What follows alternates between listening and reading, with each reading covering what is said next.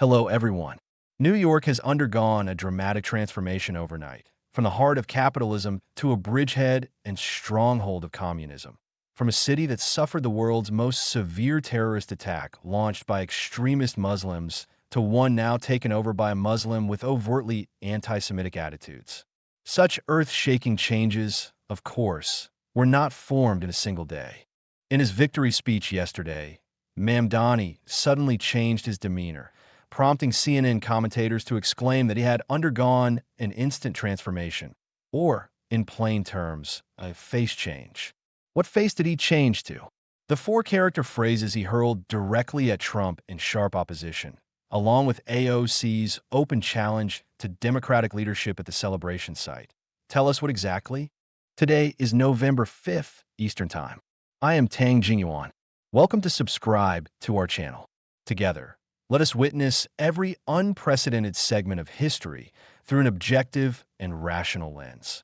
Yesterday, after the election results were announced, Mamdani delivered a victory speech laden with gunpowder-like intensity. This speech released several critically important signals. It can be said that this was a declaration of war from an emerging, more communized extreme faction within the Democratic Party, one intent on launching a bloodless communist revolution. Let us first outline the key highlights of Mamdani's speech. 1. Mamdani declared, almost in a roar, that he is a Muslim and a democratic socialist, and most shockingly, that he will never apologize for it. These words were delivered with ironclad resolve, eliciting frenzied cheers from his supporters below. This scene is utterly familiar to us. The most famous line in the Communist Manifesto is, "Communists disdain to conceal their views and aims." The foundation of their struggle philosophy is to divide people, erect opposing sides, amplify and inflame differences in wealth, race, and gender, and then use these to launch revolutions and seize power. Without tribal antagonism and conflict, communism has no soil to survive. Thus, Mamdani made no effort to hide that he intends to incite the so-called toiling masses to overthrow the lives of the wealthy, bureaucrats, and capitalist class represented by Trump. 2. This was the most eye-catching focus of Mamdani's speech. He repeatedly named Trump, openly humiliating and provoking him. He said, "Trump, I know you're watching. So here are 4 words for you. Turn up the volume. We will make bad landlords pay, because the Trumps in our city have become too arrogant and too accustomed to exploiting tenants. So we will end this culture of corruption and prevent billionaires like Trump from evading taxes and exploiting tax breaks." He then declared his support for unions, vowing to let Trump know that when labor wields strong power, the bosses exploiting them will become insignificant. New York forever belongs to immigrants. It was built by immigrants, developed by immigrants, and now will be led by immigrants. At this point, Mamdani named President Trump again. Listen up. If you want to target any one of us, you'll have to go through all of us first. 3. Many noticed that Mamdani's entire speech made no mention whatsoever of American history or the nation's founding fathers. But what fewer noticed is that he quoted Jawaharlal Nehru, India's renowned socialist founding father. Everyone should know that Nehru was deeply influenced by the British Fabian Society, i.e., the so-called nonviolent Marxist school. As a well-known proponent of Indian-style Marxism, Nehru strangled market economics and free enterprise with license Raj. He encouraged support for Muslim jihadists and rewrote Hindu law to dismantle traditional family structures, and he openly expressed envy and admiration for Maoism until the outbreak of the Sino-Indian border war. Now, Mamdani, in his victory speech, elevated Nehruvianism to a guiding principle, calling it the new era. This is nothing less than an attempt to transplant Nehru's model of decay into America, taking a giant step toward Islamizing New York. To put it more gravely, Mamdani has openly expressed complete rejection and negation of American culture and values. New York has effectively been seized by foreign forces. This is a cultural-level invasion and secession. They have already established their first ideological stronghold in America. Back then, Mao first built bases in the countryside to encircle the cities. Today's American communists are doing the reverse. First establishing bases in major cities, then linking points into lines and lines into planes. That is their strategy. In one sentence, Mamdani's nationality is American, but he is not truly American. He is another kind of person antithetical to American values.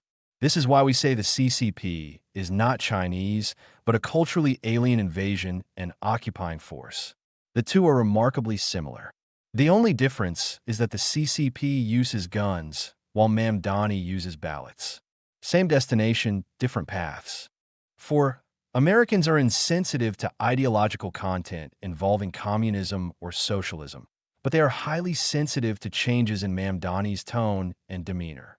Prominent leftist figure and CNN's representative political commentator Van Jones openly questioned Mamdani's anger-filled victory speech yesterday, pointing out that he underwent a personality shift or role reversal immediately after gaining power, the face change familiar to Chinese people.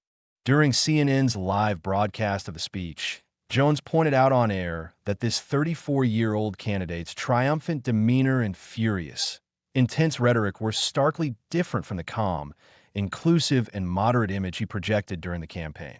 Jones said Mamdani's tone was harsh, almost shouting into the microphone.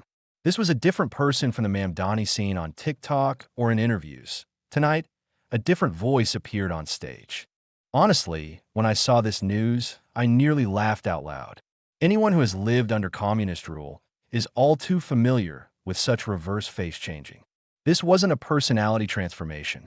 As the ancient saying goes, the river and mountains may change, but one's character is hard to alter. A person's character and cognition don't change instantly. He simply felt he had secured power, no longer needed to pretend, and could tear off the sheep's skin to reveal the dagger.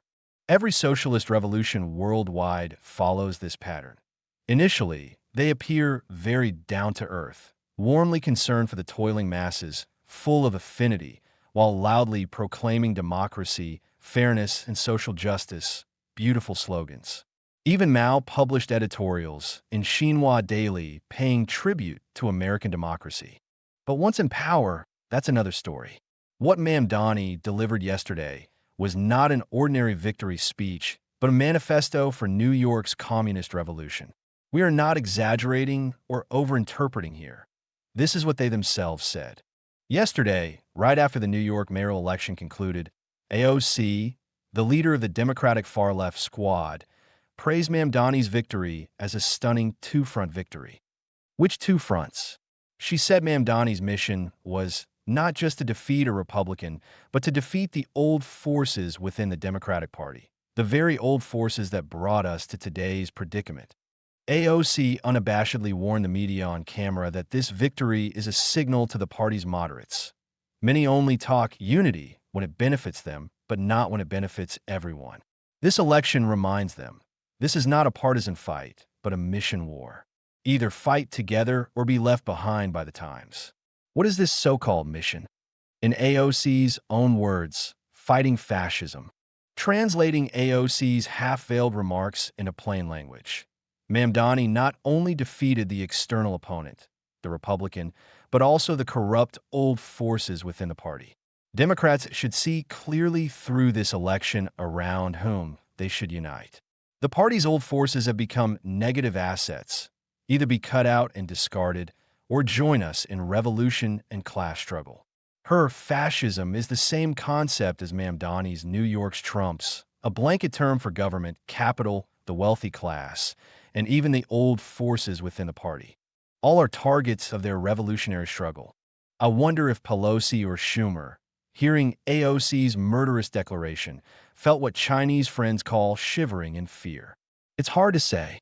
See, this is what we mean. The Democratic Party's new sharp-edged, extreme-left communist faction's first step is to seize power within the party, then seize power in the U.S. government. They believe Mamdani's victory proves their path is the future, the Democratic Party's way out. Of course, this conclusion is premature. How far Mamdani's communist big pot rice policy can go remains a huge question mark. Interestingly, President Trump responded to Mamdani today with 4 words. And so it begins. Mamdani is young, indeed eloquent and incendiary, and makes no secret of his ambitions. But if he thinks winning a New York mayoral election allows him to go toe-to-toe with Trump, he may be overestimating himself. After all, being New York mayor is Mamdani's first formal job since arriving in America. Does he truly understand America's strength? We shall see. Speaking of overestimation, Mamdani has repeatedly stated publicly that if elected mayor, should Netanyahu enter New York, he would order the NYPD to arrest him, citing compliance with the ICC arrest warrant. But this is clearly impossible. The ICC warrant has no binding force in the U.S., and the federal government would undoubtedly intervene. It's hard to imagine Mamdani is so ignorant of this basic fact. Does he think becoming mayor makes him New York's petty king, able to issue orders at will? This is a classic case of too young, too simple, get on stage, take off clothes. Today, many are discussing the narrative of a Republican rout, as Democrats won consecutive victories in state-level elections. Mamdani elected New York mayor, Cheryl winning New Jersey governor, Spanberger becoming Virginia's first female governor, and Jay Jones elected Virginia attorney general. Additionally, California passed a House districting plan favorable to Democrats, potentially gaining them 5 seats, etc. Strictly speaking, I don't see this as a rout. At most, a failed Republican challenge. These elections were in blue or deep blue states. Flipping any to red would have been a major Republican victory. With Trump recently focused on diplomacy, neglecting domestic politics, and amid the negative impact of a government shutdown, it's unsurprising that blue states held their base. Speaking of the shutdown, today Democratic Senate Leader Schumer and House Leader Jeffries suddenly sent a letter requesting an immediate meeting with President Trump and Republican leaders to discuss ending the government shutdown. See another coincidence? It's hard not to suspect the shutdown was deliberately engineered as an election bargaining chip. Many are closely watching how much of the big pie Mamdani, who confidently issued an American version Communist Manifesto, can actually deliver. How much authority does he have to advance his communist revolution? Briefly, first, legally, to achieve most of Mamdani's goals, even with full New York City Council support, he must obtain state government approval. Second, in other areas, the state can directly overturn city decisions at any time. Take Mamdani's tax hikes on the rich and businesses. The only broad tax the city controls is property tax. All other tax increase authority lies entirely with New York State. If his tax measures are implemented, the tax base, rich individuals and businesses, will accelerate exodus, impacting state revenue far more than city revenue. In other words, Mamdani leads away the donkey and expects Governor Hochul to pull the plow. I doubt Hochul is foolish enough to do so. This explains why she reversed her stance before the vote, publicly denying she would agree to tax hikes. Additionally, one of Mamdani's signature pies, free city buses, is entirely up to the state.